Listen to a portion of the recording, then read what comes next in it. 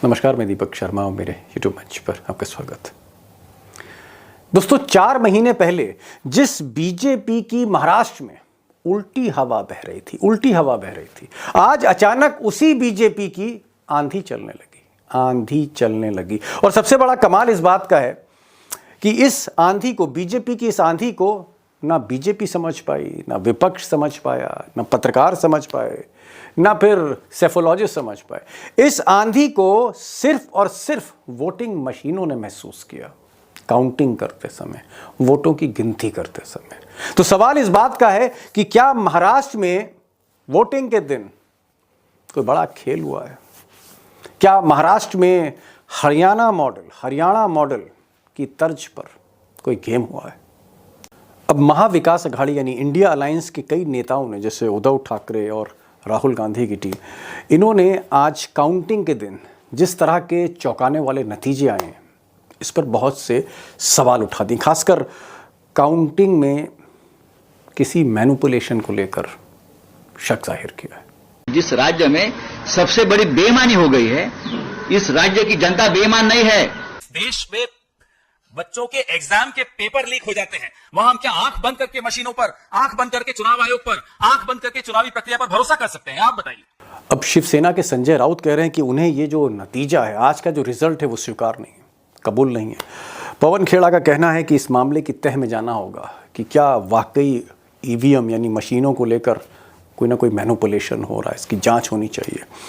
लेकिन बात सिर्फ पवन खेड़ा या संजय राउत तक सीमित नहीं है। आज कई ऐसे उम्मीदवार हैं जो मैदान में थे महाराष्ट्र में, उन्होंने तमाम शिकायतें करी हैं और कईयों ने सबूत भी इकट्ठे किए हैं कि गड़बड़ हुई है, ऐसा उनका कहना है। और ये शिकायतें इलेक्शन कमीशन को भेजी जा रही हैं। शरद चंद्र पवार साहब एनसीपी गठ से 172 अणुशक्ति नगर विधानसभा का उम्मीदवार था। मैं लगातार जो है आगे चल रहा था, हत्ता कि 17वें राउंड तक जो है मैं आगे चल रहा था और कुल राउंड जो थे वो 19 थे। जो रुख महाराष्ट्र की राजनीति में हो रहा था, 99% की जो ईवीएम निकल रही थी उसमें मेरे से उनको डबल वोट मिल रहा था और बूथ पे वो मुझसे पीछे चल रही हैं। लेकिन जैसे ही कोई भी ईवीएम खुलती है जिसमें 99% बैटरी है, उस ईवीएम को कहीं ना कहीं किसी ना किसी तरीके से उसमें डबल ट्रिपल का मार्जिन सना मलिक जी लेके चल रही हैं। दोस्तों, अजीब स्थिति यह है कि वोट देने वाले को भी भरोसा नहीं। बहुत से ऐसे लोग हैं जिनको भरोसा नहीं हो रहा कि भाई बीजेपी स्वीप कर गई अचानक, और जिसको वोट मिले हैं उनको भी भरोसा नहीं है कि छप्पर फाड़ के वोट मिल कैसे गए। इसकी वजह यह है कि अगर आप पिछले 2-3 महीने का इलेक्शन कैंपेन देखें और आखिरी 15 दिन का देखें, तो प्रधानमंत्री नरेंद्र मोदी की रैलियों में भी लोग नहीं जुट रहे थे, कुर्सियां खाली थीं। योगी जो सबसे बड़े स्टार कैंपेनर हैं, जिन्होंने बटेंगे और कटेंगे का नारा दिया, भीड़ वहाँ भी नहीं जुट रही थी।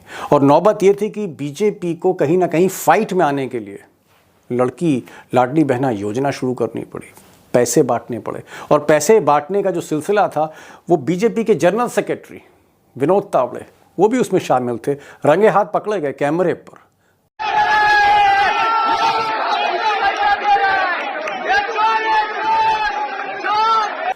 अब दोस्तों, सवाल सिर्फ मुफ्त योजनाओं का या पैसा बांटना कि कंटेनर से पैसा आया और एक एक वोटर को 10,000 या 20,000 तक बांटे गए, सवाल पैसे बांटने का भी नहीं है। सवाल यह है कि अगर आप आंकड़े देखें तो आप खुद चौंक जाएंगे कि 4 महीनों में ऐसा क्या हो गया। मिसाल के तौर पर अगर आप जून 2024 कुछ महीने पहले का, इसी साल कुछ महीने पहले का, जब लोकसभा का चुनाव चल रहा था देश में, तो महाराष्ट्र की इसी पब्लिक ने मोदी जी को खारिज कर दिया, रिजेक्ट कर दिया for the first time. Modi ji का जो स्ट्राइक रेट था, आप चौंक जाएंगे जानकर कि स्ट्राइक रेट मोदी जी का महाराष्ट्र में लोकसभा में क्या था। अगर आप आंकड़े देखें तो बीजेपी 28 सीटें लड़ी और 28 में से बीजेपी सिर्फ 9 सीट जीत पाई। पहली बार मोदी और शाह महाराष्ट्र में सिंगल डिजिट पर पहुंच गए और स्ट्राइक रेट था 32%, 32% स्ट्राइक रेट था। स्ट्राइक रेट इतना नीचे कभी नहीं आया बीजेपी का, खासकर मोदी जी के दौर में।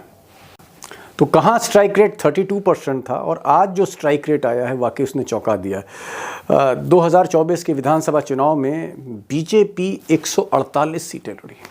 अब बीजेपी का मानना था कि 70 के आसपास या 65 के आसपास टारगेट था कि 65-70 सीटें बीजेपी ला सकती है, ये बीजेपी का मानना था महीने भर पहले। लेकिन आज बीजेपी ने 132 सीटें जीती, 148 में 132, यानी कुछ और सीटें बीजेपी लड़ती तो अपने दम पर सरकार बना लेती।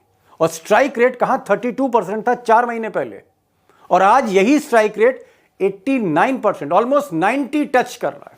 तो कहाँ 32% और कहाँ 89-90%, सिर्फ 4 महीने में। ऐसा क्या हुआ क्या ऐसा जो आंधी चल पड़ी जिसको कोई देख नहीं पाया, महसूस नहीं कर पाया। अब दोस्तों, जब से चौंकाने वाले नतीजे आए हैं बीजेपी के फेवर में, एक सुनामी चल रही थी, आंधी चल रही थी, तब से इंडिया अलायंस की हर पार्टी, हर सहयोगी दल ने, चाहे वो उद्धव ठाकरे की शिवसेना हो या शरद पवार की पार्टी के प्रवक्ता हों या फिर राहुल गांधी की टीम हो, सब ने अपने अपने आरोप, अपने अपने तर्क, अपनी अपनी दलीलें दी। लेकिन मैं उन दलीलों बातों में नहीं जाना चाहता। मैं सिर्फ इस सवाल की तह में जाना चाहता हूँ कि क्या कोई खेल हुआ, क्या कोई हरियाणा मॉडल वर्क कर रहा है? और ये जो हरियाणा मॉडल है, इसको महाराष्ट्र में इंट्रोड्यूस किया गया। क्या ये झारखंड मॉडल इसलिए नहीं गया क्योंकि झारखंड में डबल इंजन की सरकार नहीं है? Returning officer, police, SDM, booth officer, ये सब हेमंत सोरेन के हैं। डबल इंजन की सरकार नहीं। महाराष्ट्र में डबल इंजन की सरकार है। यूपी में जो चौंकाने वाले परिणाम आए वहाँ डबल इंजन की सरकार है।